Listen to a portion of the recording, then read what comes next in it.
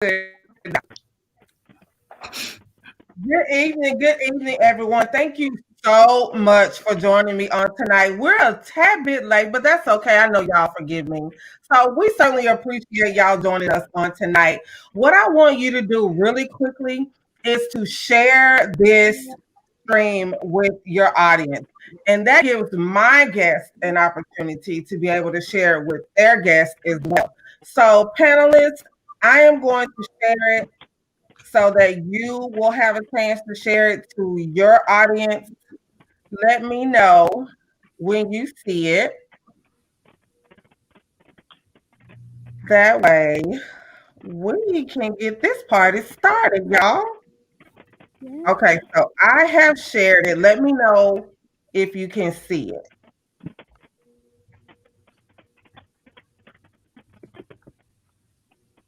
And you should all be able to see it on my page. So Lakeisha, what am I gonna go into your name? Okay. I don't see it on your Facebook page yet. Not yet.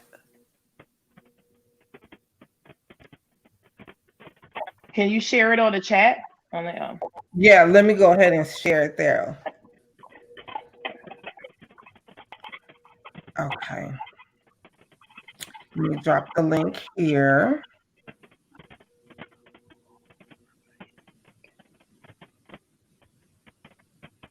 Okay.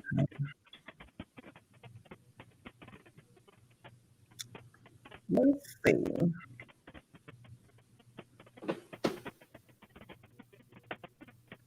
Now it's going to give me issues, y'all. Okay, give me a second.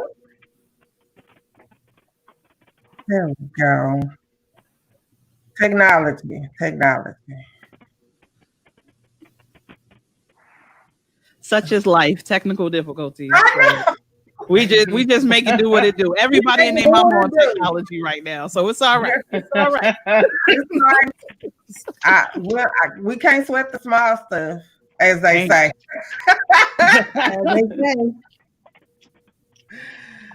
Okay, so let's see. Now, come on, Facebook.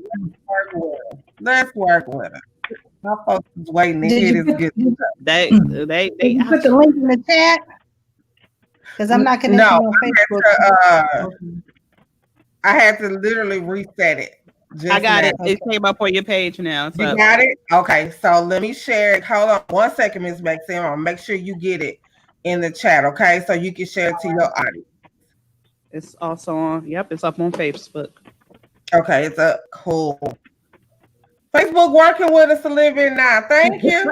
We appreciate it. Okay, so let me get the link.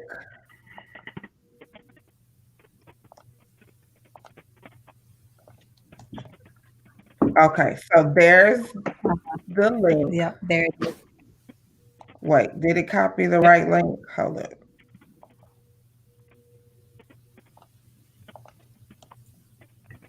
There you go, Miss Maxine. Now that's the link that you can share to the second one. You should be able to share. Got it. Okay. Got it. Everybody good? We good. Good. Okay, so while you're sharing, I will go ahead and get this party started. So thank you all for your patience and our technical difficulties that we just had. I am your host, Lakeisha Mosley. I am your racial disruptor. I am also your chaos coordinator of the LM Experience. I am a podcaster at Convo with Keisha, as well as I have a blog over at LakeishaMosley.com. So I'm going to go ahead and get started by introducing my panel that I'm super excited for us to get into this conversation on tonight. J. Helene Washington is an award-winning national published commercial photographer turned best-selling author, motivational speaker, and corporate trainer. He's worked with national brands, providing them with the imagery needed to market and promote their businesses. He has 2 books, I Won't Starve and You Won't Starve, Key Principles of Entrepreneur Development. I love it. Like it, yes. He's from New Jersey. Okay. Let me reach down there and tap you up. What up, Jersey? Born and raised. I can't get rid of it if I wanted to, but continue. Right. Hey, it's okay. We also have Miss Dana Martin. Dana is the CEO, best-selling author. Like, my sis got it going on. She has Truly HR Consulting. That's one of her businesses that she owns, where she assists small and medium-sized businesses to implement, restructure, and run their HR processes.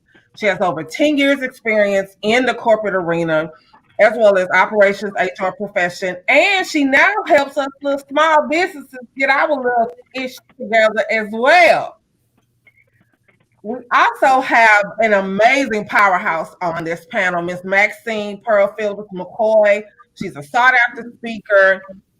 She's a founder and chief education officer of her own company that focuses on human resources and business strategy. She's a creator of the Achievement Mindset Process Model, which has helped thousands of teens and youth and adults into a path of self-discovery. She's also an author.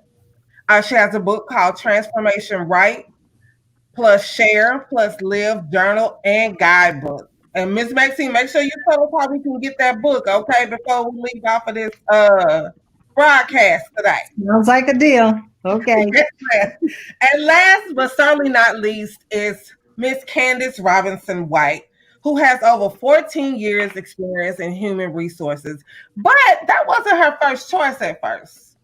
My sis was in the accounting field, but someone quickly helped her see that, her destiny was really helping people in a deeper, more influential way. So she really has a passion for ensuring workplaces are both fair, consistent, and groundbreaking in the facets of HR.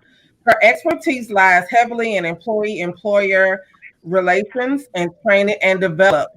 Thank you all for joining me on tonight. It is so great to have all of y'all here. Hey. So, we're going to get started with this burning question. And I'll start with you, Jay. You're the only gentleman out here tonight. No, we haven't. You about to shake the room. It don't matter.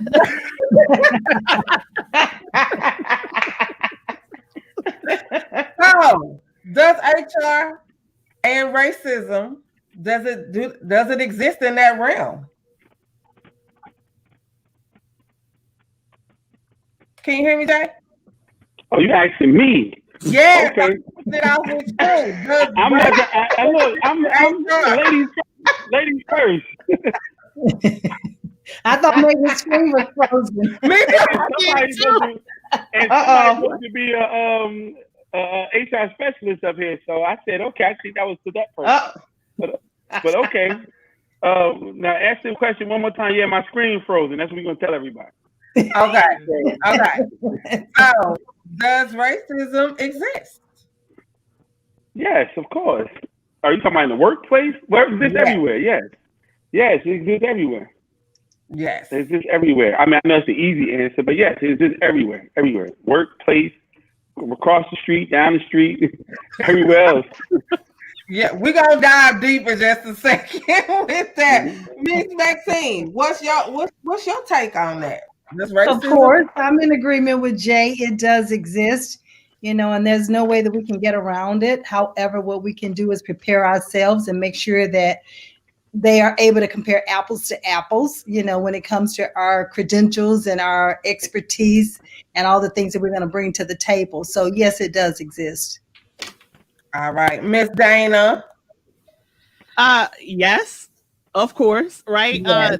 That's something that we deal with in a different capacity, right? So I believe the statistics are somewhere around like 60% of Black people and about 42% or something, 39% of Asians have said that they have experienced racism in the workplace.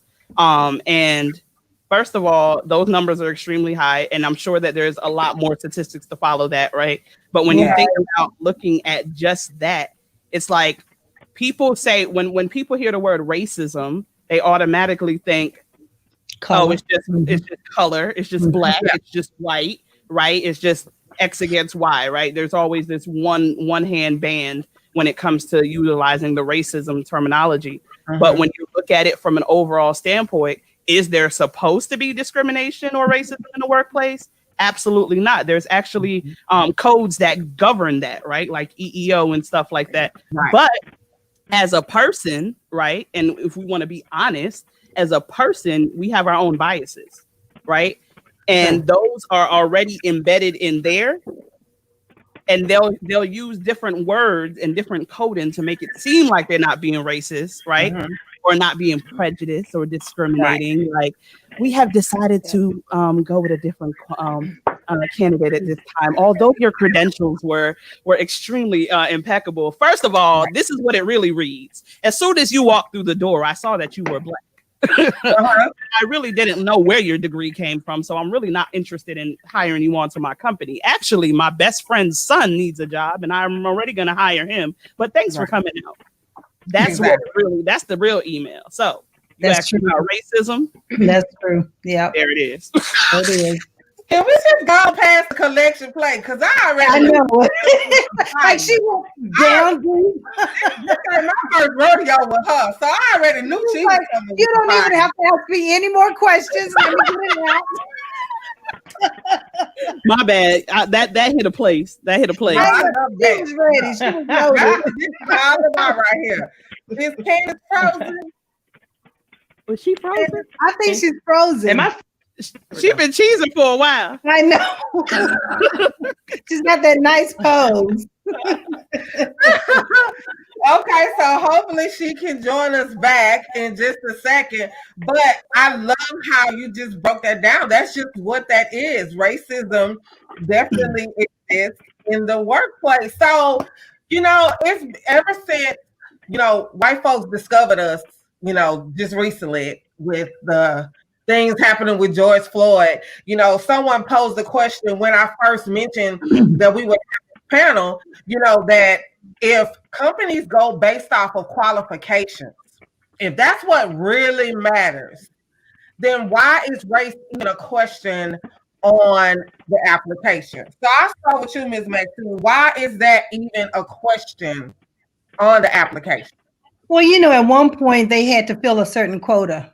In order to fill that quota, they had to know the nationality, but should it be on there at this point? No, because if we're talking about being equality, you're talking about inclusion, you're talking about diversity, then you don't need to know where a person was born at. You don't need to know their ethnicity background in order to look at those qualifications. You are so right that if the qualifications are what you're looking for, then let that be the determining factor. Let that be the differentiator. And that's why I'm sure all of us who are on this panel, when we're working with our clients, that's one of the reasons why we help them to be articulate with how they present themselves, not only on their resume, but also in that interview. Because I always tell my clients, when you walk out of that door, I want that panel to say, who was that? We need her. We need him. Because that's how you're bringing it to the table. Because you know yourself. And when you know who you are and whose you are, you articulate, you can help them to understand what value you're adding immediately. And therefore, yes, race should not be on the application form. They really should do away with it altogether. Right. Come on, Miss Maxine. I know. Give me a little virtual fire. I think you over here. I know. Give me a ball. Give me a ball. Listen, first of all, the whole fact that the question is on there has always been, and it's funny that you just asked that, because I literally just had a conversation with my boyfriend the other day. I said, why is this still on here? Right. And then I had to think back to corporate. It's on there because, one, Ms. Maxine just said one of the things, it was meant to fill a quota, but two, it's also to see the ratio for funding and grants and all those things. They want to see so if I get 2 Black people in here, that will consider us to be diverse, so we can get this grant. Because now we have hired X amount of women into X amount of positions, or X amount of Asians, X amount of Blacks into certain positions. It has a lot to do with funding. It has a lot to do with the quota. It has a lot to do with what does it look like on the outside. right? Like That's it right. has to have a certain picture. You when you walk up in some places or some offices or whatever, and you see, and you like, y'all ain't got no color up in here, right? That's what you're thinking. Yeah. That's what you're thinking in your head, and you're like, wait a minute. That's one of those things that they're trying to shake that norm so it doesn't look like they're racist, right? Mhm. It's a facade. And I think that I honestly, every time I see that, I'm just like, ugh. And they have those other questions. I think it's The called self-ID. WOTC. The Question. Right. Yeah. They're If asking, you're like, if disabled. you're on welfare or if you have Work food opportunity. stamps. Yeah. Work opportunity tax credit. Yeah. Girl, you better break it Yeah. down. Candace, I'm passing the mic. Yeah. So So that's why she has a panel. Well, you know what? I think that what we're also seeing is strategic racism now, right? You know, number one, we're facing employers are smarter now, right? Because they understand that the workforce is actually more educated in regards to employment law, right? Yeah. So you now come in a lot more empowered, a lot more knowledgeable. I mean, that thing called Google opens up the world, right? Okay. Google it, right? Leads you to that government site, and now you know. So I think what we're seeing actually is you're seeing less of the racism or the discrimination, and actually in the recruitment and selection part of it because of the EEO-1 reporting and things like that. But what you're seeing is that once you're hired, right, and you're at that table, you know, then you have that like microaggression thing going on. Okay, we're just you're here as a face, but you know, we're going to not acknowledge when you say something. Right. Exactly. So ultimately, I'm going to strategize to get you out the door. I'm going to strategize. I'm going to make you stereotype. I'm going to make you upset because I'm not listening to anything you have to say. I'm going to make you frustrated. Right. So then now HR is positioned to say your attitude is bad. Right. You know, you're not really being a team player. Come on with right. it. Come on right. with it. Yep. And so we need to face this. We need to let's start doing some progressive discipline here so we can have those steps to exit you out.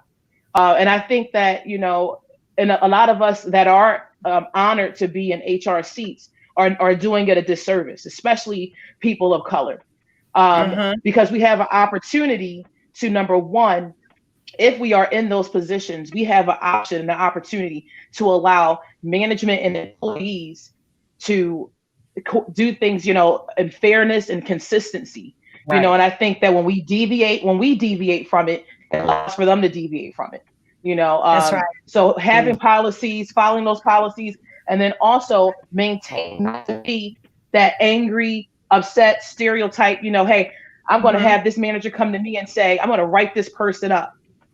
I'm going to write them up because, you know, they're not following my rules. And then that employee comes to me saying, well, why did I get written up? They're doing that because I'm Black, or they're doing that because I'm this or that. So one of the things I point out to the employee is, let's make sure you're right, because that's a heavy charge to place on somebody. Yeah. Right. So then what happens is when we have a lot of these false claims, it basically discredits us. And then we just look silly, right? We just look like we're just complaining about the nonsense. But when you have somebody in place that says, well, let's get to the truth of this. Okay, so this is what you're saying. You felt it unfair. I'm gonna go back to that manager. So walk me through this corrective action. Yeah. Right. I'm gonna make sure your I's are dotted and your T's are crossed. And if everything looks right, I'm going back to the employee and say, well, were you late 45 minutes every day from lunch? Right. Yeah. You know, did that happen, John? Right. Right. True. Right. And then sometimes it's the latter. And I've been in that position where I've had to actually call out that card from the manager. But then I'm able to use that as an opportunity to say, you know, now let's look at yourself. Right. Let's look at yourself because, you know, and it's building that relationship. And I've been fortunate to be able to even change those minds of those people that thought that way. I've had people say, wow, I've never thought about, you know, the fact that I could have been racist or discriminatory. And so you really walk me through it in a calm way, giving them the facts, giving them the policy, giving them the law to where it's plain. You make it plain. So, yeah. It's called education. You're educating them, you know, and that's what's needed. It's that awareness that we bring forth. And one of the other things that we do from an employee perspective is to help that employee. So document Document it yourself on your performance. Document if you're late, document the day that you were late, how late you were, and so forth. Right. You know your attendance, you know the punctuality, you know what the requirements are. And even when it comes to your performance, document your performance. Do not rely on your manager to keep up with everything that you've done. You have some great achievements that employees end up doing, but they fail to make a record of it for themselves. And therefore, when it comes time for the evaluation, they put it back on the ownership of the manager. It should not be on the ownership of the manager. It should be on the ownership of the employee to show the value that you added by them having you in the position that you're in. And that way you can take race off the table. Let it be because of your performance. That's true. Jay? I think you said it perfectly. Yeah. Take that race off the table. And when you do that, it makes it plain. It makes it plain. You're not going to mix me up, from my race. And I've been in those situations. I've actually been targeted to be hired in as an HR professional because I was a woman of color. That specifically a recruiter was asked to outsource and look for an HR manager that had a reputation of culture change, but was a person of color. And primarily the reason was because the employees were people of color. And that particular employer felt like that I could connect, or the individual could connect, with those employees because of your color. But it's not about the color, right? It's about, how you ultimately treat the person, how you show you're competent, how you show you're fair and consistent. I think fair and consistent has always gotten me a win, in my career. But I thought that was very interesting that they would be that open to that recruiter to say, we need a person of color. Oh, yeah. Bold. I think it's very bold. Yeah. Jay, Yes. How y'all doing? You went all women, so you're bad. Oh, no. This is fine. Y'all go ahead.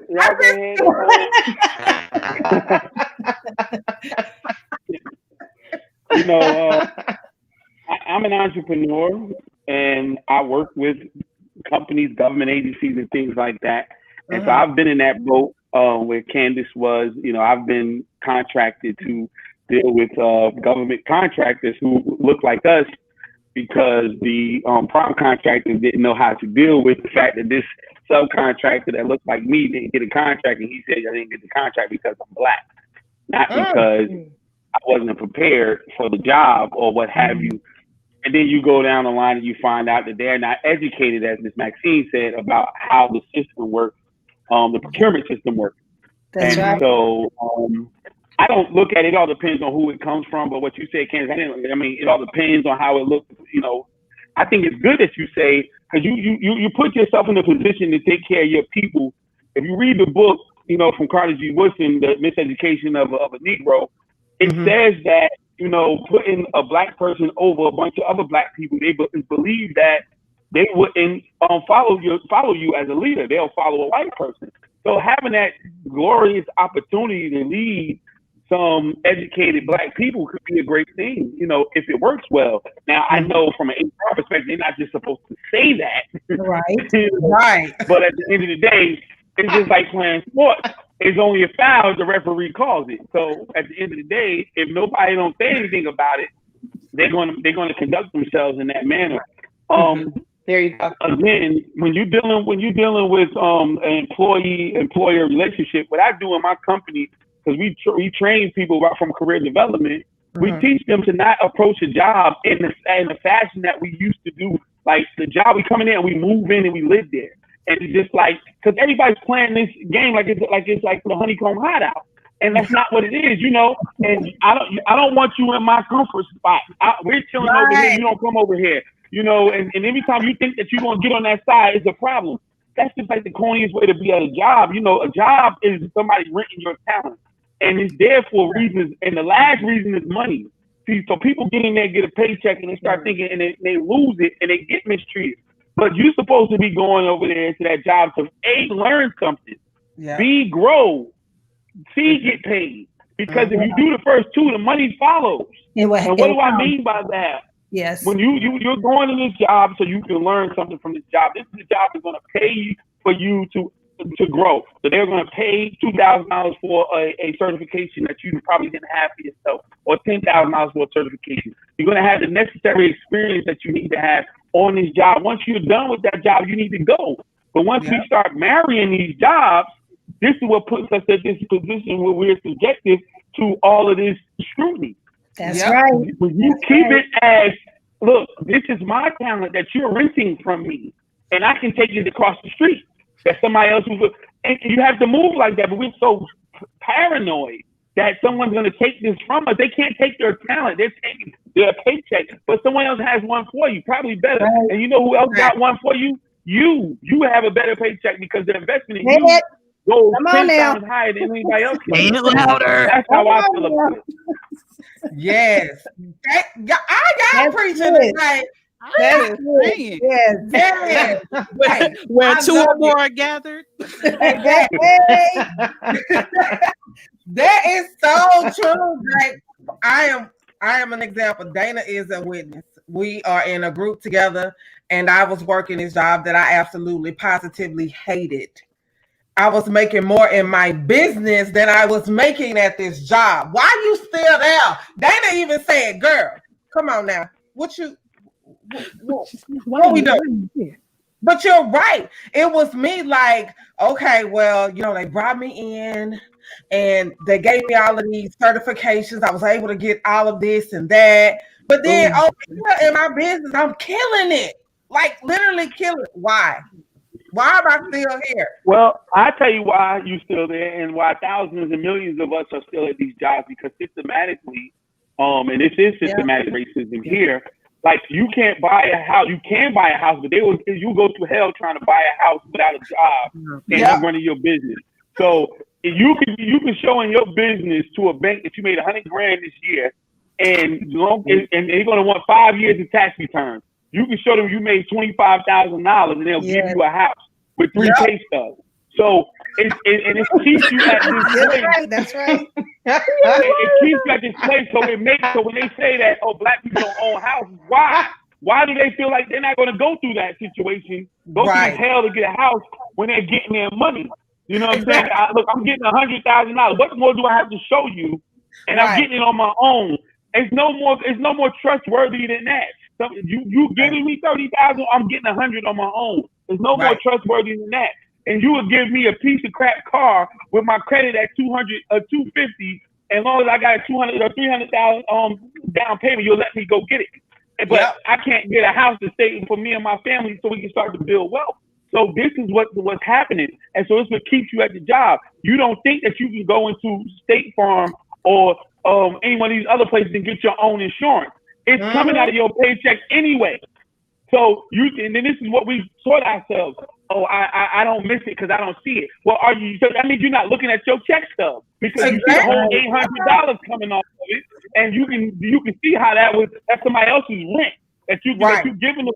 So you might as well give them the $800 out your check yourself. But what's happening is you're conditioned to have somebody else take care of your business for you, as opposed to taking care of it yourself, because State Farm not going to turn you down. Geico, whoever else sells health insurance, not going to turn you down if you walk in there and say, I want to pay $800 a month for myself. Because that's what the company's doing. And they're getting a discount for their family's insurance because they got 200 of y'all doing it. Exactly. So they're probably a quarter, and it's tax deductible on them as well. So their family's insurance is free. That's why I was like, I walked up out of there. I retired myself from that job. It was my own job, my own company full time. You are absolutely right. It's crazy that how we are conditioned. And Ms. Maxine, I love what you said about keeping up with our own stuff. I had a file on my computer at work that was my Get It Girl file. So when I got paid for something, I dropped it in there. So when it came time for review and you tried to play me, that's right. 1 second, do you recall so-and-so said this and this and this? And then it was like, oh, okay. Back to your point, Candace.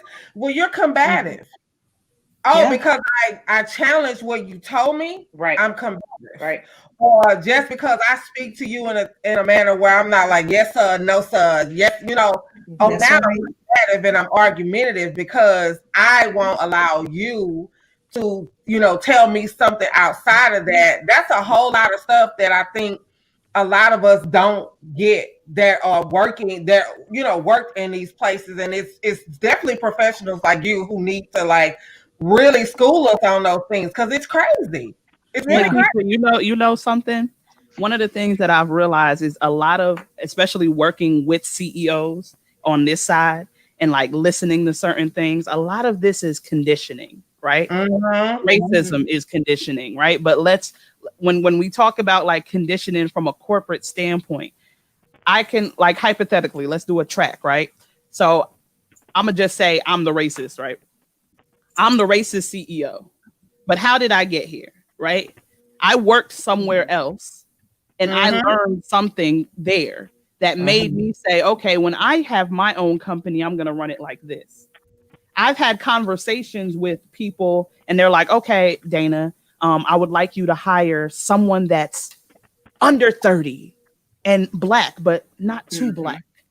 And like education, but not like too much where they would like take over somebody's job here. Like, and because we got an NDA and all that, right? So they think they talking to me and I'm just gonna be like, oh, okay, let me just go ahead and write that down. No, what I'm not gonna do is allow that to be progressive.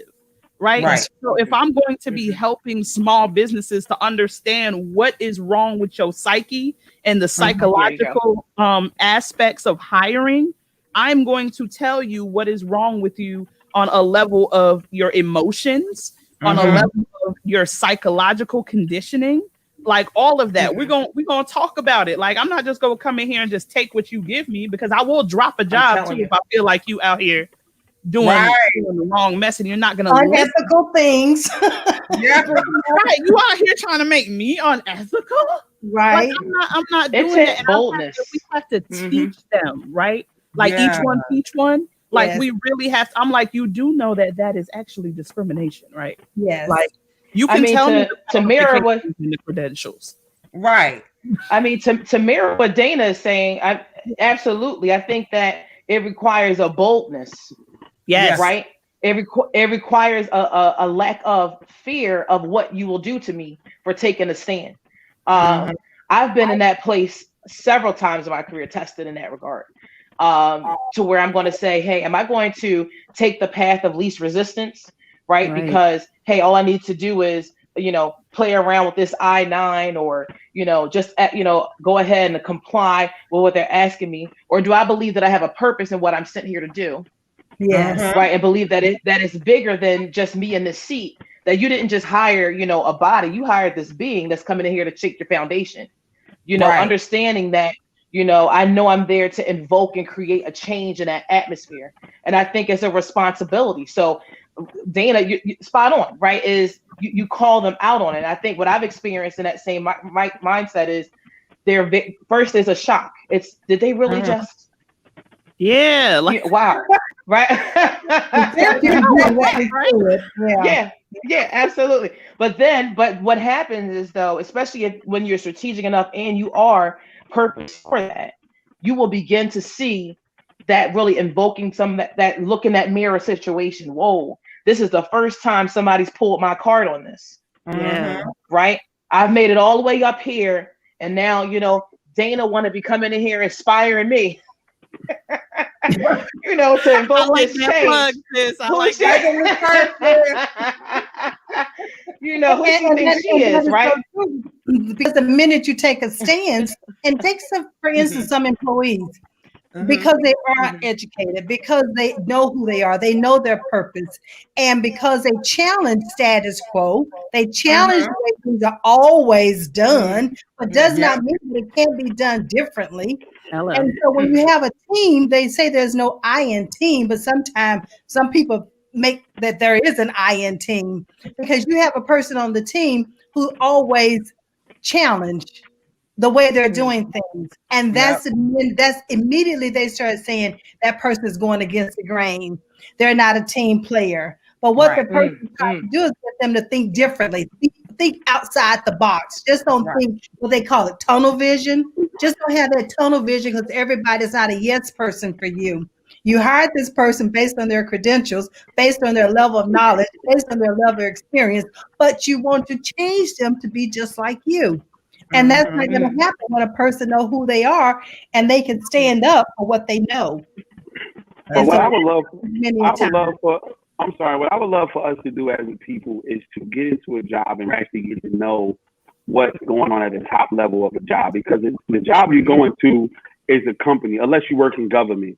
And see, and that's really a facade, because when you're going into a government job, it's just an unending, a never-ending saga of nothingness. You know what I'm saying? You're just in there doing the same thing. I mean, seriously, you barely can get fired, unless it's an act of God. You're gonna automatically, for the most part, get you a raise, and you sit there and do nothing. Now, if you actually do something, you seem like a rock star, and that's cool. But like, let's go to a private sector firm, a private firm, law firm, whatever kind of firm, a private business. There is a company culture, a true company culture. And sometimes if you can get to the hierarchy, you understand what the company culture is. And then you have to see if you identify with the culture, not the people, because we get too personal with this thing when we go to work. Yeah. And you have to identify with the company culture. What are they trying to do? Because that's when you really get to see. It don't matter how good you are, because a real company system, you can get a dummy off the street and it can still work. Let me show you. McDonald's, the greatest system ever created in the business. They just got 15-year-olds and they just run it. It's not about that. It's not about that. So when you're in these jobs and they want you there for a certain reason, and you go to the right job, then none of this won't even happen, because they won't even be putting you in that type of situation. Now, let me just talk from an ownership perspective. We do that every day, because what happens is, if I know how I want my company going, I'm not seeing color. It's person. I'm saying I don't need a person to come in here with their ideas, telling me how to do what I'm doing. I hired you to do this. And so, and this person is not a specialist in hiring. I'm not talking to them about that. But at a small company, they try to make everybody do everything to save money. You know what I'm saying? And then you have to understand, don't put me in that position, not just from an HR perspective, but that's not what I'm here for, to hire people for you. I'm here to do my job. Now, if I have to do this part, this is another job. So help them understand, this is making them, you educating them on another level. You're saying, know what you're asking. You're asking me to be an HR specialist now. You just have me here doing data entry, and if I'm doing HR, this is a whole nother situation. And they'll pivot, because you were doing data entry before I got here. And now I took that off your hands. So that should make it easier for you to find the best candidate for you to work with. Yes. And I don't care who, you see what I'm saying? So you have to reverse engineer this thing. But when you're working like government entities, and we teach our kids this. Go get a government job, stay there until you're 100, and you're just comfortable there. And you're thinking that you're doing something, but you're not. So that's when the new girl, the new guy come in, and everybody's mad because they're coming in pumped up, ready to work. And he has to understand that we don't work after 3 o'clock, and he's still working up to 6, and he's making us look bad. And now you don't even got a company culture no more. You got a company culture and you got a work culture. You know what I'm saying? And it's all garbage. And so this is what we're doing. And so we have to identify, what are we going in here for? Because we get stuck. Because you get the $40,000 at 25 years old, and so you get your car, you get your little crappy apartment, and then 2 years later you're making $60,000. You get you a house. Next thing you know, what? Now that you ain't getting a raise no more for 5 years, and $60,000 not enough. But you wrapped your whole life into that, and you can't do anything else. And so maybe they might give you $5,000 or $10,000, but you already been behind. Now you got kids, and you're still there, and now you ready to kill somebody that come and look like they about to get more money than you when you come in there. Right. And this is what happens, and this is beyond the color barrier. That's right. Because it could be somebody that look like one of y'all lovely sisters, and is a white person or whatever kind of person, because it's not even a race thing after a while. It's just this person can take my spot. Because what happens is the college kid will come in there for less money and knock it out the park. And then you know what? They know more than you because you got your degree 20 years ago. And they're on Google, and like you said, they're more educated. And they're saying, well, I'm working here, but in 2 years, I'll be in $100,000 job. Yeah. And they wasn't giving out $100,000 jobs right out of school when we got out of school. I know not when I did. They are now, well, pre-COVID, they were, depending upon what city you was going to, you were living in. And these kids know that. These kids know that. And they're not dedicated to no job. Before it was, if you leave a job, if your resume had multiple jobs and it looks bad, everybody's resume got multiple jobs on it now. Yeah. So it's different. It's a game that we should not get caught up into. Why am I here? What do I need to learn from this job? What can I learn from this job? Is there any forward movement in this job? Do I have any runway in this job? A lot of times you don't. If you're the next person for the boss, you're not going anywhere. They can give you $5,000 every year if they want to. It's going to tax 33% of it anyway. So it's a done deal. So if you know that you don't have no runway at that job, that's not the job for you. But no, you're going for the money and you're going to get stuck there. Go there. What can I learn? I already know you've been doing this for 15 years, so you're trying to find a job that you can do the work so you're bored. So now you're not performing the way you want. You see what I'm saying? You got to get the one that you can learn so somebody can train you, so you're motivated. You come home stressed out the first couple of years, but you're learning some things. Right. And then they're paying you for you to go and get some other training. So now you're greater, because truthfully in life is about what you become. So what is the job making me besides a couple dollars? Or besides aggravated? Come on, if it's not making you anything, then you don't need the job. Exactly. Yes. Drop the mic. Panel over. Panel over. Yeah, he just mic drop. We touched on so many great things there, because one of the things, you mentioned about in my bio about the achievement mindset process. And what Jay just talked about is all about the achievement mindset. If you have that achievement mindset, you're not going to go in there talking about where's the money, where's the money. You're going to go in there and learn everything you possibly can, because that knowledge you can take anywhere. Yes. All my degrees, all of my certifications, I did not have to pay for any of them. I got them all paid for through the companies that I worked for. That's hard work. Smarter, not harder. It went with me. And I'm able to use it to start my own business and now help others to take that same knowledge that they have within themselves and use it and empower them, because they are the CEO of themselves. You are the CEO of you. So you have to start doing you. And the other thing is about a learning-based performance management is the other thing that I always emphasize with people. Don't go in there just looking for an evaluation. Go in there to find out, what can you learn? What forums can you be on? What committees can you be a part of? Who are the influencers in an organization that you need to get to know and have that telephone call with them, or build a relationship with them, so they'll get to know about all the things that you're able to do. It's not about always moving up in a company. Right. I have what is called levelless. There's no level to where you can go. And it's up to you how you want to do things. So be on a continuum. Always advance, always excel, always have a standard of excellence about yourself. You will make it. You will make it. You don't have to wait on someone to give it to you. It's going to come because of who you are and whose you are. Exactly. Maxine out here touching on stuff like I know some of these interviewers. Listen, some of these interviewers used to probably hate me, okay? Because I'll be in there, I'll be interviewing, got my little interviewing going on, right? And then they'll start touching on certain things that might appeal to some other people, and I'm like, next, what kind of certifications can I get? Like, 401 retirement, that's great. I'm here for a purpose. That's like, right. You gotta go in there strategically. Okay, I think a lot of people are just taking whatever, which is fine. Sometimes you have to, right? But even if you take whatever, what are you extracting from that to bring to your next whatever? A lot of the things that I know now and do now and have the ability to get on the computer and do or say or create was all it was a transferable skill. I learned a job. Like, I've worked for some really, like, sometimes I think back because I'll be like, dang, they laid me off, and I'd be kind of salty. But I'm thinking in my head, like, wow, what a blessing it was to like be able to work for companies like Google and be a project manager for Uber. Like I've done like some really amazing things in the back of my head, and I'm like, sometimes I what's the word? Like kind of dim that down because I'm like, oh, I don't work there no more. I don't work there no more. Pump it up.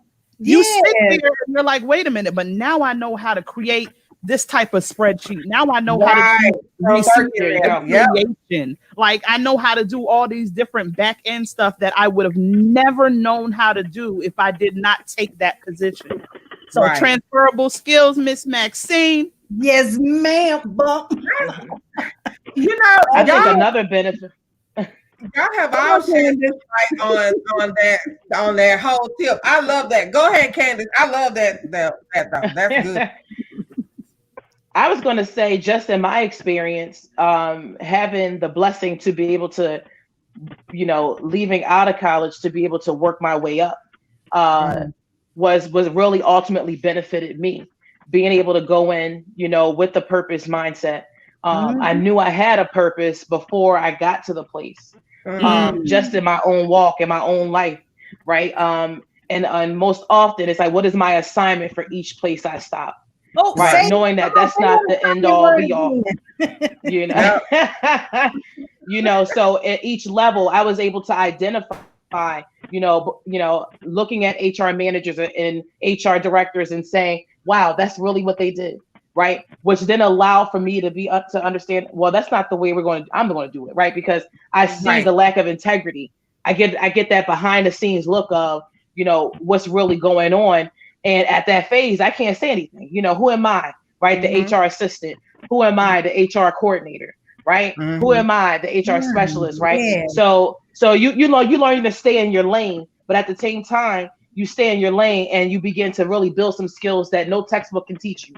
I'm telling you, it becomes strategy that you really ultimately learn by working and even building relationships with those that don't have the integrity to say, okay, let me get to understand how that person got there. So I know I don't go that direction. Right. And taking those doors that open up, working your way up, and finally, when the Lord opens that door and says, now is your turn. Yeah.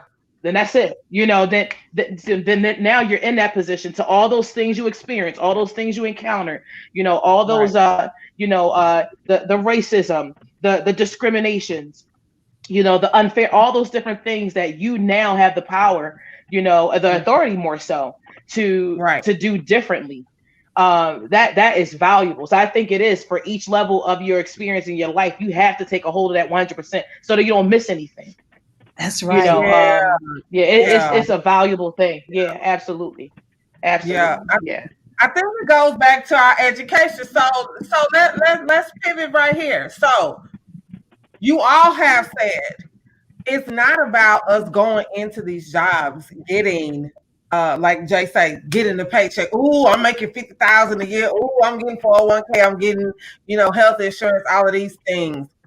Do you think that we as in Black, we go into these jobs and we've hit that plateau or we've hit this level where we need to transition out or we need to go to that next level, but then our performance starts to lack and then we blame it on racism. Oh, he don't like me because I'm Black.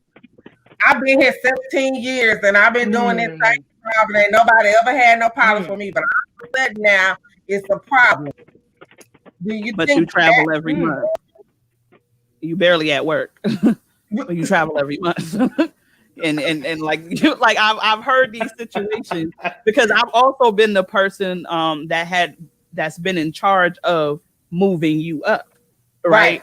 And it's like how can you expect to excel like in school? How do you expect to like go to the next grade? Right? How do you expect to like go to the next level, whatever, if you're not even doing the work that's required to get the grade that you deserve? Like you're not doing the work. Some people, and this is not like a one size fits all, right? That's so it's not. There are a lot of passovers that go through because of the way that it's systemically set up, in the pyramid, right? But I'm talking about those people that really think that you come from this place of entitlement because you are Black, because you are this, you believe that you are being passed over, even though you did not put in the work to attain what you think you're supposed to get. I've seen that as well. And if we're being transparent, I've been that person. Okay. Oh, okay. All right. I thought I was okay. like, I've been that person. I'm like, how he get that? How dare me? Yeah. Now I knew I left early like 5 times last month, right? Like I knew that I probably did not do that one thing correctly, right? I know that I wasn't dotting all my I's and crossing all my T's, but I believed because I was the only black girl in the department, and I knew that I was the youngest and I worked the hardest, and like that's how I felt that sense of entitlement. And because I didn't receive what I thought I should, I was like, oh, this company they must not like women, or is it because I'm black? Now I'm doing all of this, right? So we gotta learn how to take accountability, right? That's true. And one of the statistics that I've learned is like a lot of people, when they do experience racism, like in the workplace, like I think the number was somewhere around like 38% or something, is scared to go to HR and tell them that they are right. Right. So how do we change that dynamic? Right. There you go. With accountability, right? It starts with really acknowledging what your policies and procedures are. Right. You have to have a company culture that is conducive of open door policy. There you go. It's really allowing people to come in and say, this is happening. Right. And I think that's where it really comes down to. Like, you got to accept that there's a problem to be able to acknowledge that there's one. Yeah. There you go. I think visibility. For human resources is very important. One of the things that I've always implemented at any employers I've been is to not be that what they would call the 9-to-5 HR. I've always built teams where we can stagger ourselves to depending on the business. We are a cost center, right? We have to add intangible value to a business. Why else are we there? They need to see that we're affecting their bottom line dollar, but how are we doing that, right? Yep. And if you're not visible enough, then how do you get the attention of the owner, who's the ultimate visionary, right? Who hired me in place to say, you do the stuff I don't want to do, Candace, because I'm here to focus on why I started this business. I hired you because I need to be compliant, because they got this stuff called FMLA and I-9s and all that, right? Right. So I need you to keep, but then it's like, well, how do you continue to show value? And I think that HR has done a very good job with demonstrating that, because you see it has evolved, right?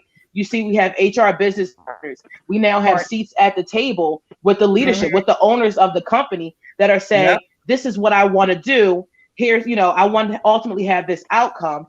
And as they go around that room, they're also looking at HR and saying, hey, can we make this happen? Now we have buy-in, right, at the end of the day. And I think that's important. We have to show that. Yeah, absolutely. Yeah. And if I can say, so I'm gonna come from it from an employee perspective. Okay. And say they're heading to the HR, so now I'm gonna be on the other side of it as an employee. So as an employee, when you go into that company, you need to have your strategy. And that's why we talk about a career strategy already. While you're looking for a job, you need to have a strategy. And that strategy is, are you in the right company that's conducive for your natural abilities, for the things you are passionate about doing? Are you there? Did you look at their vision? Did you look at their mission? Did you look at their values? Do you know what their social responsibilities are? Are they in the community and giving back? If that's something that's passionate for you and that company is not doing it, it shouldn't matter how much money they're going to pay you. You're not going to be happy there. You're going to eventually end up jumping ship. As I spoke earlier and talked about, so how are you keeping up with your own performance?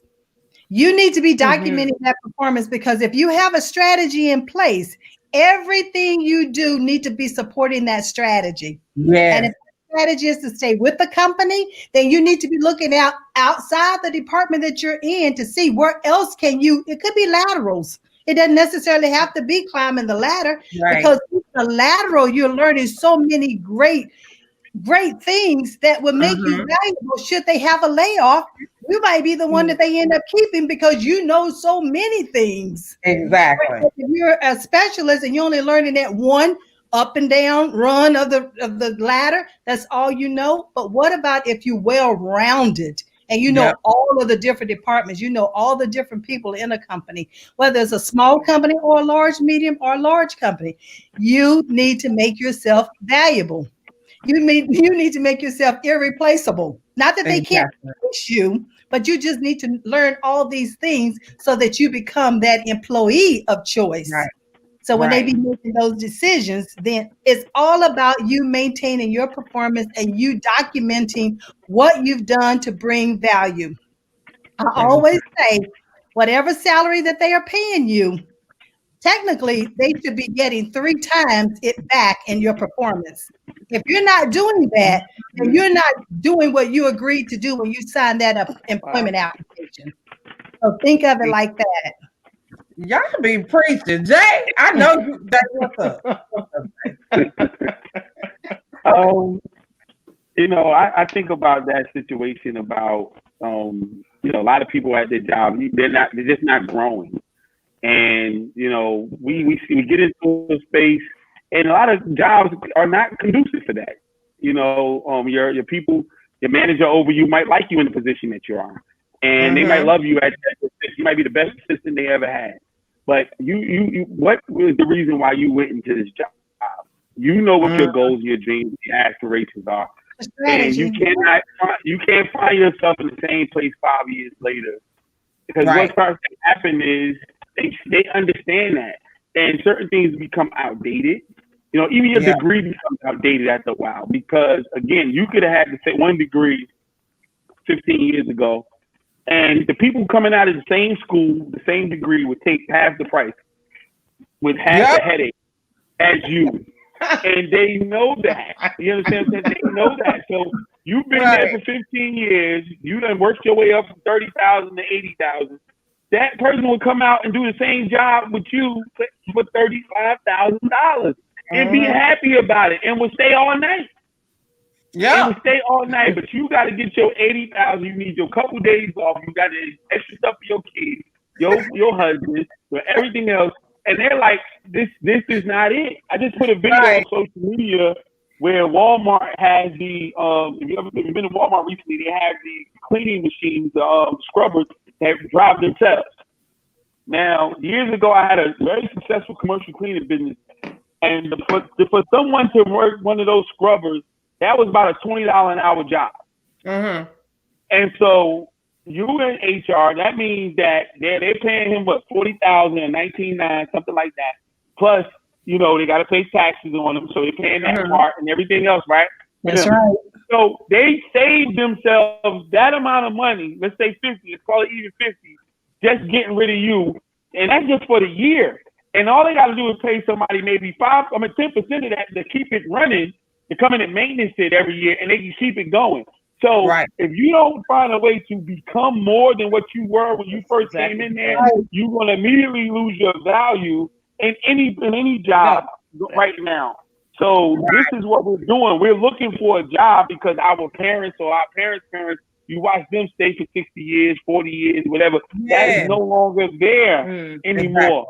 The job is a tool. And I'm sorry to promote, but in my book, I put that in the first. That's my first. You got to promote. I'm not saying we whipping out books. You have to use that. I tell you, right there. Hustle while you work. You have to hustle while you work. And I'm not talking about just the hood version of it. Oh, I got this going on. I got 50,000 things going on. No, the hustle means your plan. Yes, your job is to fund your plan. And your exit strategy. The job is a great thing. We can't go knock people out and take their money.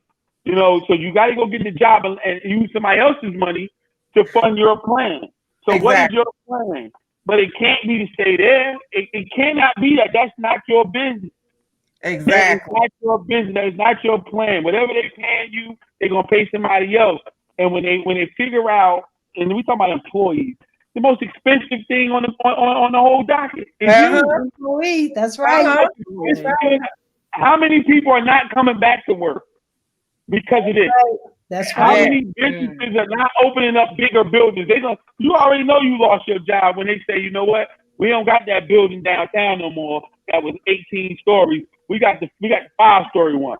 That means we ain't any room for all y'all. We don't even need all y'all no more. Yeah. We don't need room for all y'all. Shared workspaces. Some of y'all was home. Y'all was home killing it, cursing y'all kids out, not spending time with y'all kids, killing it for them. And they said, you know what? They performing better at home than they are at work. I got you. And the one that wasn't performing anyway, you ain't coming back to work. You good. You ain't coming at all. You got it. That's right. That's right. It's called furlough. 10 years ago, when the Great Recession between 2008 and 2010, you saw businesses get more done with less, and they never brought them back. We started paying 15 years ago when Katrina happened. We started paying $2 and $3 for gas. It only went back down past under $2 when COVID hit. Other than that, it was still there because you know why? We was willing to pay it, and they kept going. As long as you're willing to do it, they're gonna say, "What do we need? Why do we need to drop it down to $1 again?" They're willing to pay $3. It's the same situation. So when people have to be smart and they have to be educated, and you have to think about what it is that you want, especially when it's a job. If you're not an entrepreneur, you can be as selfish as you want to be. Go get whatever you want. If you're an entrepreneur, you have other people to think about. But if you're working for a job, it needs to be exactly what you want to do. I definitely can't do nothing for somebody else and it be something I don't want to do. That's just ridiculous. But that's just me. Jay, that was me, honey. That was and hold up. We can't. Everybody ain't meant to be an entrepreneur neither. So let me go ahead and tap that. We need a workforce. Okay. Yeah. Hold up. Everybody might not need to be an entrepreneur, but some people can be self-employed. Yes. And people can be investors. And there is a difference between being self-employed and being an entrepreneur. Some people do not need to work for anyone else. Some people need to just work for themselves. And that's fine. And we all should be investing either in ourselves or somebody else, because entrepreneurs is actually the ones who are giving out the jobs. Yeah. And so you have to go ahead and you got to make room for those dreamers. You got to make room for those innovators, those people who are going to create something to employ the future. Everybody shouldn't be an entrepreneur. Everybody can be, but everybody shouldn't be, because it's a selflessness that needs to be for an entrepreneur, because it takes a real selfless person to pay everybody before they pay themselves. Yeah, exactly. That's right. And, you know, your check got to be right before mine do. Or we did a contract and I don't get paid until next 30, and I got to pay you every 2 weeks. You're not gonna wait for 30 days to get a paycheck. So I uncovered you twice before I got covered once. This is what real entrepreneurs do. Yep. And so that's a selfless thing, to create something for someone else. And everybody doesn't have that in their spirit. But you shouldn't work for nobody. If you can get a skill, you need to work for yourself. And you need to create your own income and do what you need to do. That is why we talk about black people. This is why we fell by the wayside, because we don't make money with our own hands anymore. You know, we're waiting on someone to give us a job. That's right. No, I mean, we're smart. We're some, especially you sisters, my sisters. So it's not the talent. Y'all the most educated ones in the country. Y'all got all the education. And that's great. But the problem is that they don't want to see that, right? They don't want to see that. They don't want to give you what you pay for your education. So why is it, if it was a little bit of that with something you can do on your own, you would take over the world? Because the ones that are taking over the world. As soon as one of y'all decide to do your own thing, y'all kill it. Y'all kill it. And can't nobody stop you. That's what the situation is. Yeah. But some people, it's sad. I see my sisters who have these jobs, and that's their life. The jobs don't replace the husband, the kids, everything. And if they lose it, they won't know what to do with it. It's the credit card, job, life, everything like that. It's not. That can't be our life. We have to grow up. We have to wake up. We have to wake up. It's a tool to get the things that we need and we want. At the end of the day, you can't give it to your children. You can't take it with you when you die. Right. It's somebody else's. So get what you need to get from that so they can go ahead and fund your dream. Exactly. Thank you for giving me opportunity to work with you. But now I'm going to move to doing my thing. Hopefully you'll give me a recommendation how good I did with you so I can go ahead and get me some other contracts. That's fine. I don't have to be across the street for you. I go 2 towns over. But I'm still going to do my thing. That's right. Exactly, Jay. I love that. That is so true. I think and I know we really get stuck in these jobs. I want to shout out to my girl Christine. I used to work with Christine over at Kroger, and she, made the comment of, management. Yeah, I was there for a moment and I enjoyed it, and then it was time like deuces. I had to go. I was no longer not only serving them, but I was no longer serving myself by being there. So it was time for me, to move on to something else. And I think we do get stuck, in these positions, and then we see things that may necessarily not be there. Now, we know racism exists in the workplace. We've all talked about that. It definitely exists. Talk to me about, how do you, as HR professionals, how do you recognize it? And then how do we take care of it? How do you tackle it head on? Candace, I'll start with you.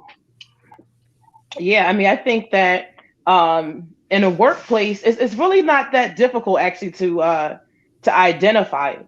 Because it kind of makes itself known. It goes back to like what I said. This is why we have policies and employment laws, in place. And when you have, an individual that has been done injustice to because of their race, and you maintain to be that visible HR, I think that's important. You're not going to hear about it unless they believe they can come to you, and that you're going to look into it. That's one of the things I'm very passionate about, again, you have to be influential. You have to add value to the organization.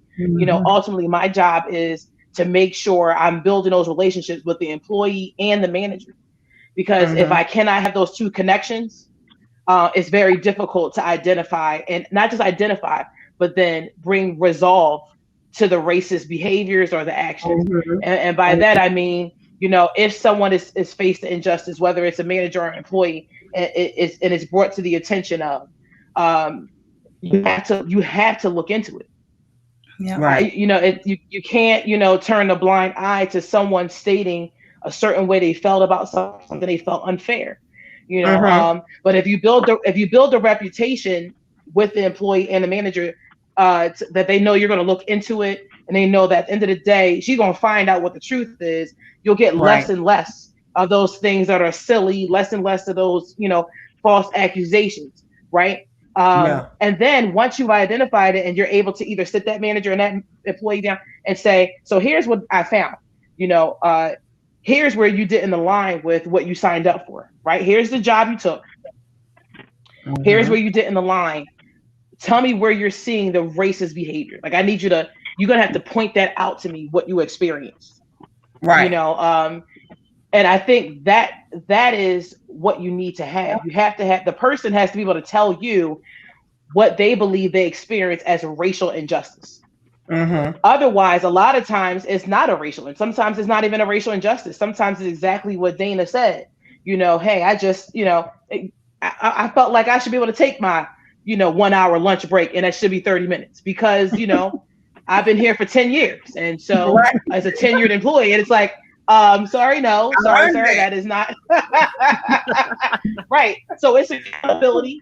I'm a firm believer in that. Anybody that walks into my team, they know, please don't come with me with silliness, because number one, I don't handle and address your matters with silliness. I take it on, and we find out what's going on. And when we begin to expose that, right, then you set up a level of integrity around you, then people are less prone to come to you with silly things. And then therefore those behaviors that are true come out. They come out. Yeah. And then having that HR professional to be head on about it. I think a boldness, right? Once upon a time, especially as colored people, we may have been afraid to speak up, right? I mean, just to mirror what Jay was speaking of, where, hey, if I lose that job, I lose everything. I think I left that mindset years ago, where I said, you know what, there is going to be no job that puts a fear in me that's going to cause for me not to do what really, again, it goes back to what I'm purposely driven to do. That's and right. if I'm not going to do it here, then I'm going to do it somewhere else. Whether that is for another company, whether that's for my own business, you know, I'm here to you hire me to do this job. I'm here to do the job. And unless you have some other sort of plans, that's not what we discussed at the offer table. Right. So yeah, I mean, so here's what it is, you know, and I'm sorry, but I'm not going to, you know, fix this up and make it look nice for you. This is what it is. Right. You know, this was racist. This was discriminatory. You know, this was unfair. But holding both parties accountable. Like, we can't just be willing to just say, that's right, that was racist, I believe you. We have to be careful encouraging that too. It has to be valid, you know, because again, we lose credibility when we just claim everything to be racism. When we do that, then all of the effort and the work that has been put in by our ancestors, by those before us, it becomes lost. We take steps backwards. Yep. We have to use the intellect given to us. We are an intelligent people. Use the intellect given to us, you know, to pull it out the same way, like I talked about, that systematic, you know, racism, that strategic racism that happens, you know, oh, they don't know I'm racist because, you know, I set it up so that they will fall here. No, you have to be, you know, 2 steps above people and be able to say, no, you're not. No, you're not. And this is not an attitude. I'm just speaking to you candidly and directly. This is not an attitude. You know, what did I say that was incorrect to you? Exactly. Okay. Yeah. So when you're willing to tell me that, then we can have a conversation. You know, so I think that's really, Yep. All right, ditto. Right. Ditto. Yes. I'm not gonna repeat all of that. I would just say ditto because I think that was right on spot. Yeah, you did it out there. Yeah. And the other thing, you know, you asked a question. You said, so what can you do about it? And one of the things is to educate. Is to educate them about the policy and the procedures, and to bring in the different workshops that need to be brought in from an employee perspective as well as the managers, you know. And then sometimes you need to have those workshops integrated where the employee and managers in there together, and you need to have those role plays so they can understand, because some people are uncomfortable bringing things forward until they've had an opportunity to experience it. And so once they've experienced it, then they might come forth. You know, although we wish they would not wait till that time happened, but you're right. By law, we're required that immediately, as soon as something's brought to our attention, we must investigate.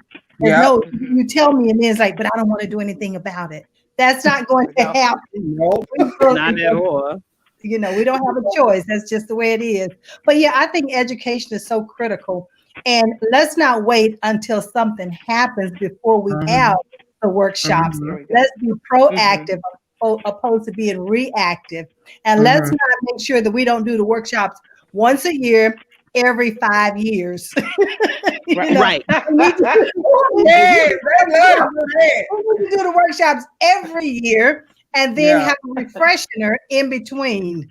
Yeah, even from like the small business perspective, like this is one of the reasons why I stress why HR matters, right? A lot of these small businesses, a lot of the ones I've encountered, have not really seen the importance of HR, right?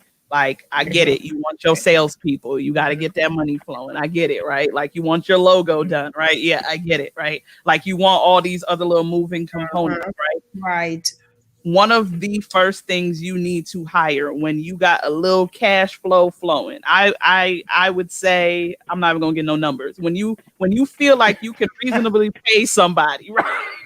When you can reasonably pay somebody, hire at least one HR person, hire an HR consultant, hire somebody to stand in the ground to help you, to facilitate all these little things, right? So when you start to think about trying to make sure that you are accountable to what you say you want your company culture to look like, you can't say one thing and walk a different way. Like it has to match up. You can't say, "Oh, I want a company culture and a work environment like Google," but you running it like Waffle House. I'm not even Like, gonna play with you. No disrespect. Oh. No disrespect. But I feel what she's saying. With all respect, I mean no disrespect, but they need to be taught about. Okay. Right. Yes. When we're talking about companies and What's wrong with Waffle House? What's wrong with Waffle House? nah, they food rocket. Let's not even knock that. No. Let me. Can I not to cut you off? But Waffle House is an amazing company. What you see is the very, very small part of Waffle House, and they hire a lot of people that look like us right out of college and give them like $50,000 to $75,000 jobs. You want to put that out there? I'm not saying that. I'm not saying they don't do that, but I've also been in a corporate office, right? Yeah. And I see what I see, right? So when I'm saying something, I'm saying it from a visual standpoint, right? There, like if I pull up to Chick-fil-A, see now y'all about to make me go in. If I pull up to like Chick-fil-A, right? I can pull up to 100 different Chick-fil-A's. This is about when you talked about McDonald's earlier, right? Systems, when you have created a certain norm, a certain culture, a certain, I'm never going to leave Chick-fil-A unless somebody was having a bad day. Okay. I am never going to leave a Chick-fil-A in any state that I have been to and not have the same level of service. Of service and the same culture of like, these people are like, have a blessed day. And like things like that. Like there's something that they have created in the back end. There you go. That is true. Oh man, it's the foundation, right? And when I look at like when I go into Walmart's and I go into McDonald's and I'm going into all these Dollar Trees and I'm not even like when I'm shopping, I'm looking at other things. I'm looking at how you run things. Then I'm researching how your company says that they expect things, right? And now when I'm looking at the overarching goal of what the company is and it's not aligning on the front end, something's broken in the back end, all the way down to the racism, all the way to not having enough color in there, whether it's black, brown, or other, okay? Whatever it is. And I'm looking at that and I'm saying, okay, what do we do from a foundational standpoint to make sure that all those things come together? It's accountability. Right? I had to write down my own notes. It's accountability. It's making sure that you set ground rules and you set a certain expectation. Once again, open door policies. I believe that is something that should be mandatory implemented across all companies. We need open door policies so that people have the ability to, they ain't got to come run and talk to the CEO, but you got HR, right? Or you got your what's the words they call them? Your diversity inclusion specialist, right? You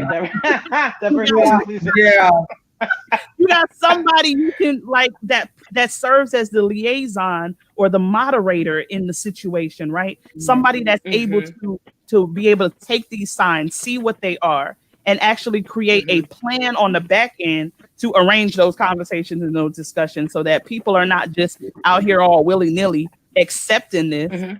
I've literally seen people become suicidal. You talk about mental health, right? Yeah. I see people become suicidal because they're so unhappy in their work situation. Because they're trying to touch my hair. Ooh, girl, is that yours?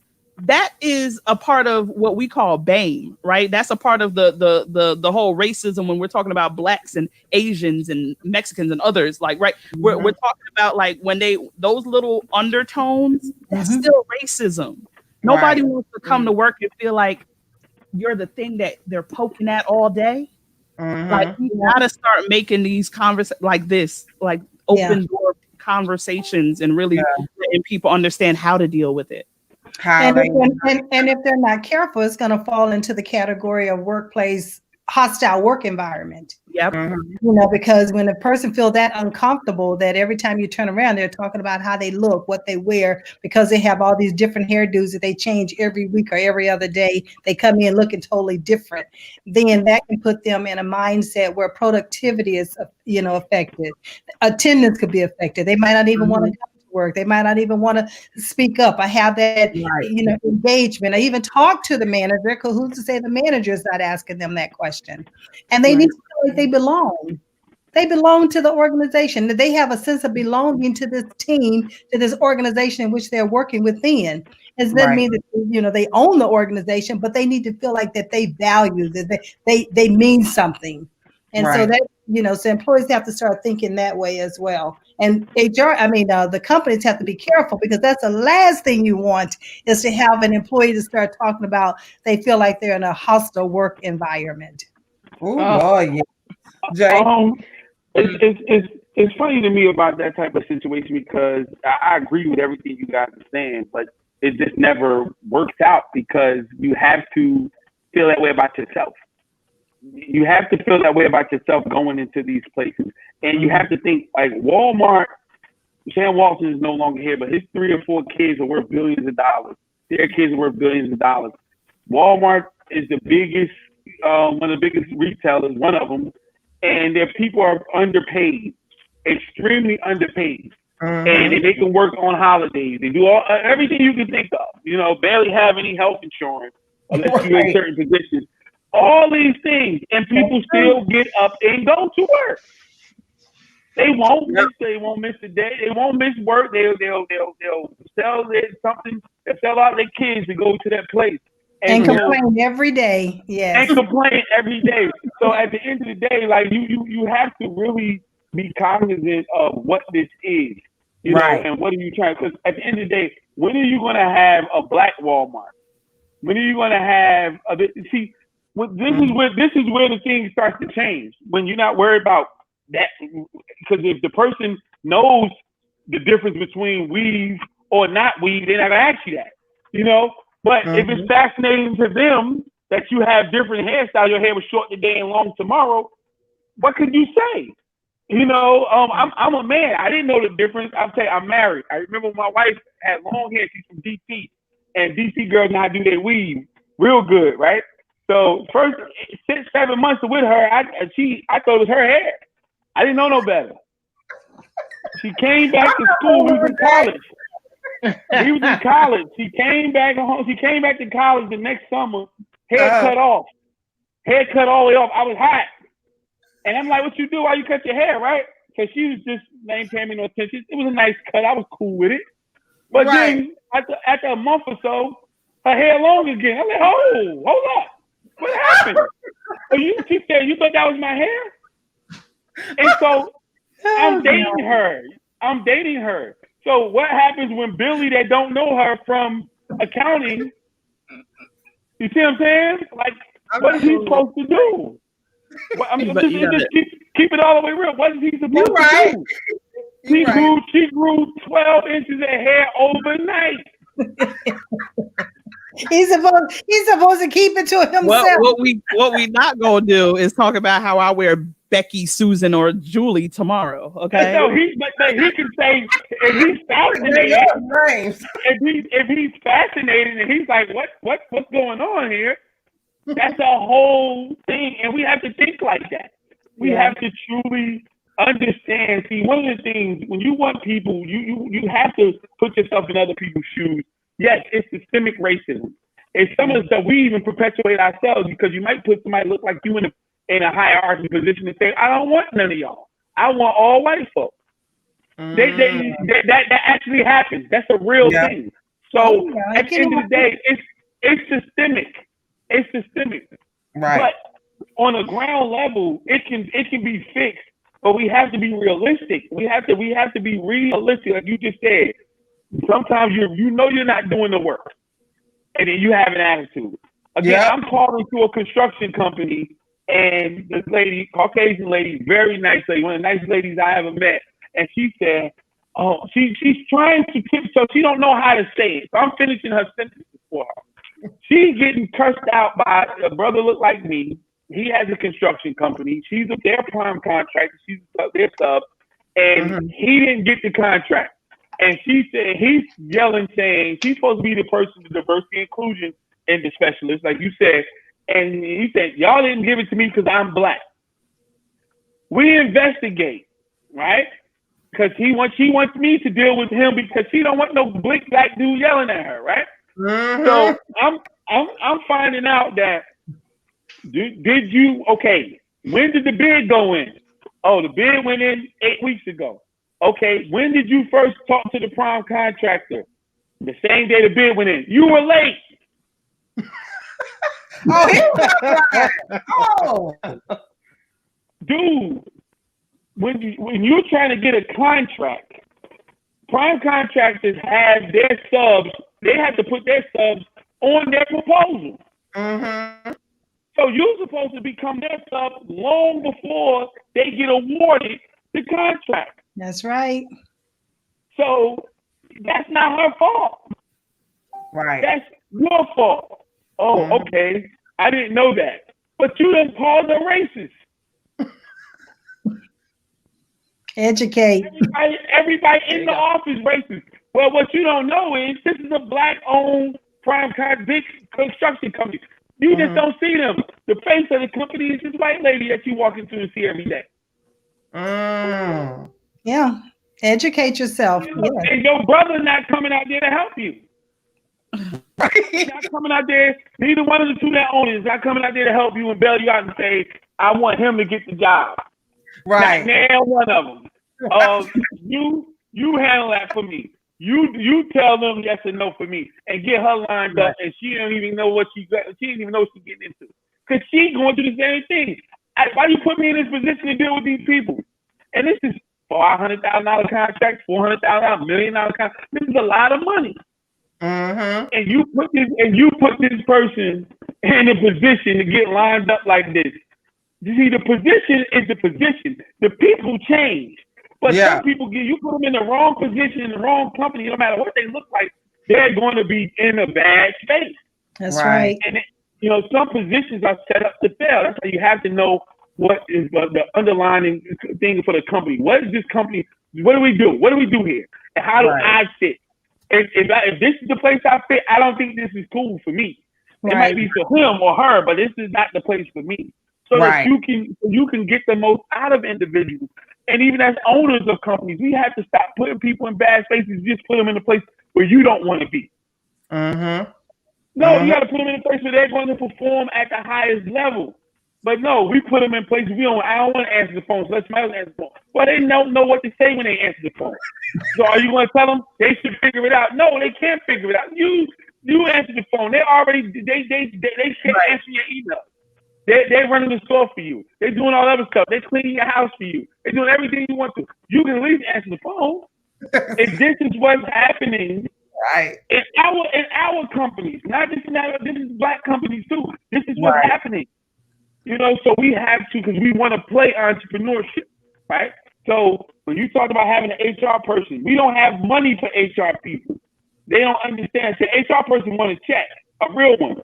So they have to get a consultant. They can get a consultant, but they can't pay an HR person a salary. So they can get a $10,000 consultant and make sure, hey, I'm going to run through my hire paperwork to you, and you're going to go ahead and make sure my stuff looks right before I go ahead and bring somebody in and make sure I'm in compliance. But we have to make sure we say that, because let me tell you, the entrepreneurs are broke.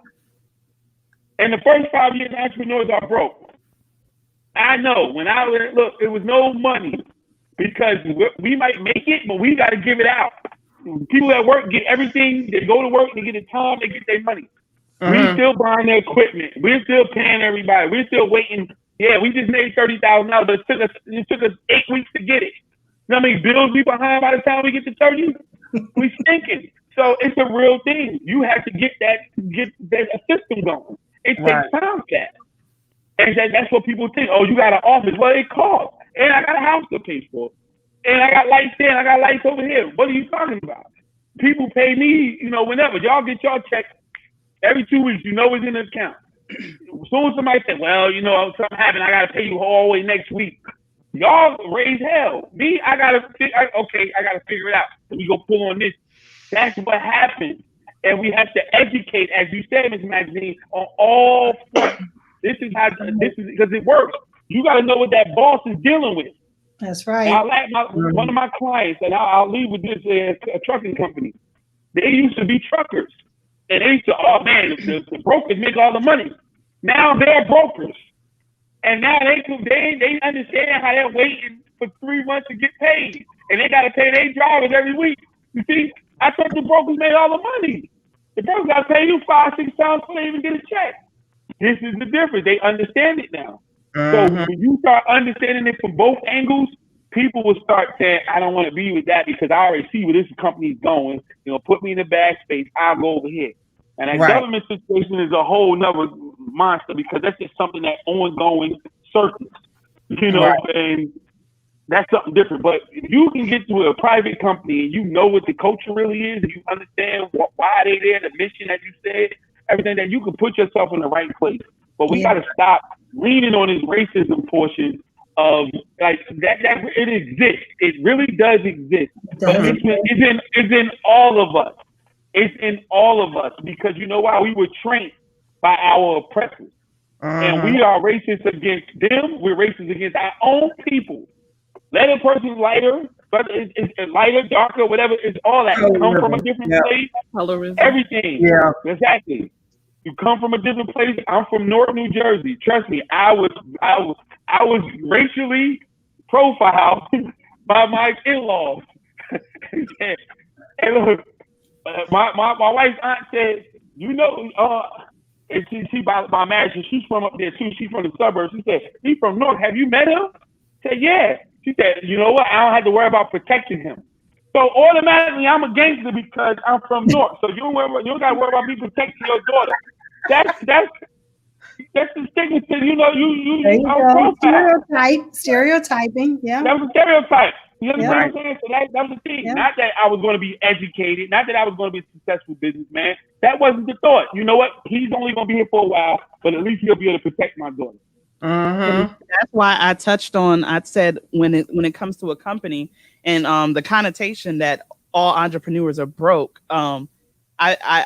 I know you probably ain't mean it in an all sense, but I want to remove that. I'm talking about in the beginning. Okay. Cool. Yeah, I said in the beginning. I said in the first 5 years. And if you're really doing business, you should be because your money should be going back into your business. Absolutely, yeah. So, there's reallocating the funds and stuff, but that's why I said it. Now that's my lane. This is the workplace. And that's all I do. That's all I've been doing that for 20 years. That's why I said like your company needs to have either a HR consultant or put an implemented person in place because that's important to have either or in place. Because I've been an entrepreneur for 5 years. And I know exactly what you're talking about. I'm talking about swipe the card, negative, okay? Do what you got to do, pay the people, okay? Overdraft the account to start a business. Like I understand that ideology, but I also understand that if I did not understand the back end and put the foundation in place, there is no forward movement. There is no company. Right. There's just that the pretty brand with the cute logo and the cute website. The stuff that people do in the beginning because they think that that's what it is. But there's a foundational piece that if you really set yourself up for success on the registration part, on the EIN and making sure you structure your business according to what your tax structure should be, like making sure all that good stuff, making sure you know your policies, get your SOPs, have all that stuff in place. When you create systems in the back end, your company grows and scales at a different range. So that's just for people that don't want to have to wait 5 years and go through a long struggle. Everybody's journey don't take 5 years. And I just want to make sure that we're also putting that out there, like to encourage that aspect as well. Well, when I say broke, entrepreneurial broke, it's not regular people broke. Yeah. No. Yeah. So that's not a difference. That's not a situation of okay. See, when you're a real entrepreneur, you're not talking about I'm running to go get Louis bags and I'm going to go do this. My entrepreneurship and my stuff goes to when you in 5 years of your business, it goes it's something for that money. I don't care if it is $200,000 in the bank. It's something it's spoken for. I'm trying to do something with that money. Yep. You got $30,000 in the clear, and you can put it all back into a business when somebody else probably put it into a car or put it into something else. Yeah. That's what broke means because your money is working. I don't have money to play with like that. And that's what broke means in entrepreneurs. Like when I try to tell you, and see, we have to have this conversation because this is our community. When you like our kids will see somebody and they'll say, "Oh, so and so's broke," like a rapper, Right? And I'm like, "No, he's broke to Jay-Z, but he's not broke because to you, he's still good. He still has a nice house. He's still making $10,000 a show. That's good money. He's not Jay-Z." And that's the thing with entrepreneurs. And you're supposed to have that situation because your business has a structure. And again, that HR consultant has to get paid before you get paid. And so that means if you're an entrepreneur, not self-employed, that's a whole other thing. If you can make money immediately as you're self-employed, but when you're paying people, that's a salary. And most people starting out don't have enough money to cover a salary for somebody, not a real good one. Because this young lady right here, on my lower left, Candace, I don't think you're going to take $10 an hour to do what you do, because they can't tell you on their little business plan what they're going to do, because all that's a lie, because they never did. They never even did it. They're assuming on their business plan that they'll be able to afford to pay you $10 an hour. And then you're going to have to take your pay cuts when they don't make their money over somebody paid them late and all this other stuff. So it's good to find you a consultant that you can pay per job or whatever you need to do, because you don't need an HR consultant if you don't have no employees. Now, you can have here's the other thing. So when you have employees, that means you're actually doing business. And it's not too many businesses that start with employees in the first couple of years. And then, so that's the difference. That means if you got employees, that means you're growing. And growing means that you're putting your money back in your business, not spending it. And so that's what happens with business. This is what I do all day long right here. Yeah. I think it's important to remember that when you think of human resources, you think of people management, right? Yeah. So you have those that, help you manage the finances. You have those that help you manage the operations of your business, marketing, so forth and so on. People management. And it's not always just employees. Your clients are people too. That's right. And so, I challenge a lot of entrepreneurs to invest in the training in themselves. Maybe it's not a consultant. Maybe you are the HR right now, right? Yeah. Mm-hmm. I think it benefits every entrepreneur to have that basic understanding of human resources, to apply that in their everyday business, along the lines of whoever they're dealing with. I mean, I think then also when you're ready to recruit or hire HR professional, you know what you're looking for, right? Yeah. You know it's going to have to be somebody that's going to take you beyond where you are so that you can focus on the epitome of your dream. You can focus on, what your passion and what you lay fruit, the seeds down for your business. So now, hey, I've taken it this far. I've taken some online basic for personnel file maintenance. I've taken some basic, hey, what are the interview do's and don'ts? What questions shouldn't I be asking? What are illegal? Those are things that whether you have, several employees or one employee, you're going to want to know that, because what happens is it can cost you a lot.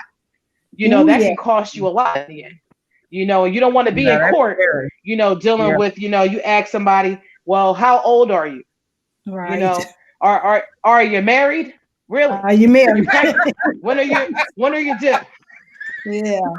Right. And they say I'm not pregnant.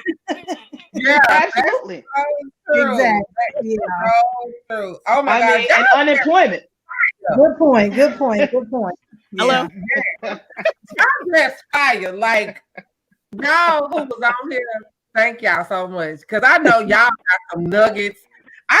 Dana already have about the fire. You got to put that broadcast out that Dana that me and you did together. We talk about them nuggets. But y'all just got it. Y'all got a sister thinking.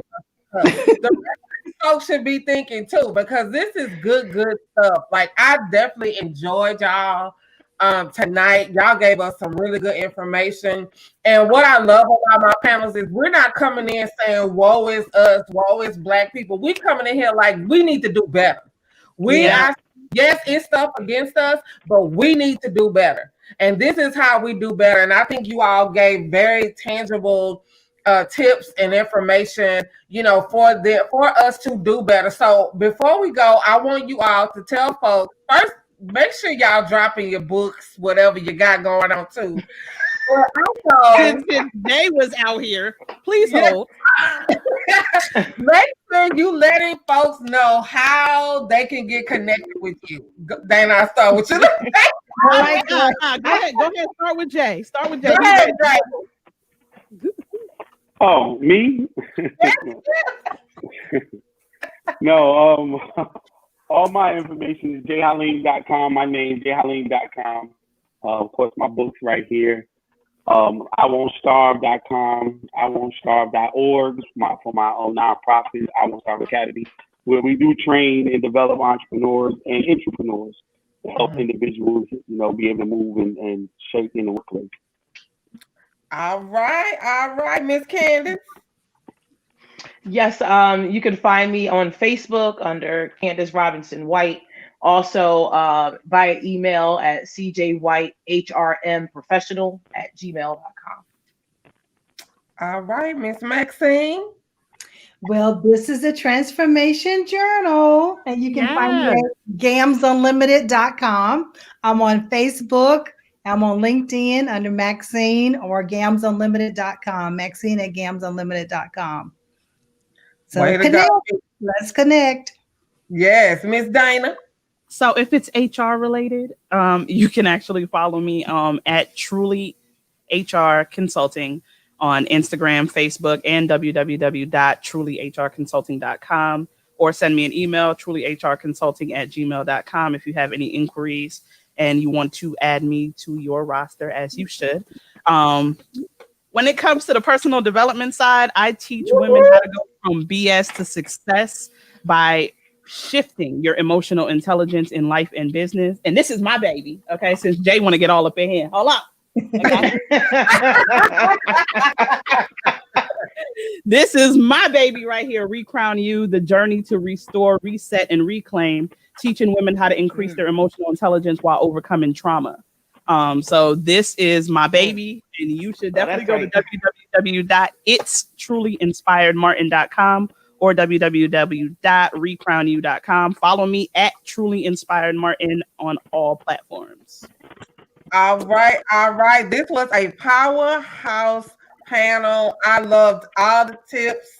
I'm gonna definitely stay connected to y'all because I ain't gonna be out here in these entrepreneur streets. No, just get at Jay. Jay got all the juice now. Oh yeah. I'm not gonna do all of that, definitely. But I have certainly enjoyed you all. For the audience, please connect with these awesome entrepreneurs. Like, please connect with them.